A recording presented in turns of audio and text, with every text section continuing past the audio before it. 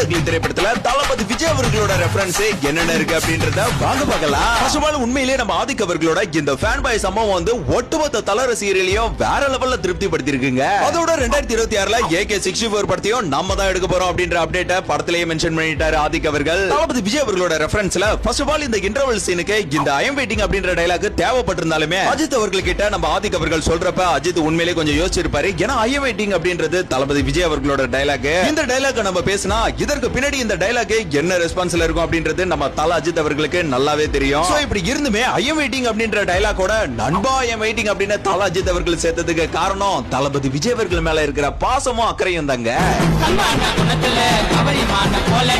தொடர்ந்து காரபுரிய பத்தி உங்களுக்கு என்ன தெரியும்ன்றது எனக்கு தெரியும். நம்ம சுனில் அவர்கள் சொல்றது கில்லி ரெஃபரன்ஸா இங்க மென்ஷன் பண்ணிருக்காங்க. அதே போல இந்த ஸ்பெயின் பிளாக் வந்து ஒரு இடத்துல காட்டியிருக்கலாம், ஆனா 3 இடத்துல மென்ஷன் பண்ணி காட்டுறாங்க. இது எதுக்காக நம்ம ஆதிக் அவர்கள் பண்ணாருன்னா இந்த பிளாக் பாக்குறப்ப டிவிகே பிளாக் டக்குன்னு மைண்டுக்கு வந்துட்டு போனோம் அப்படின்றது மென்ஷன் பண்ணி தான் இந்த விஷயத்தை உண்மையிலேயே இதுக்காக தான் வச்சிருக்காப்ல.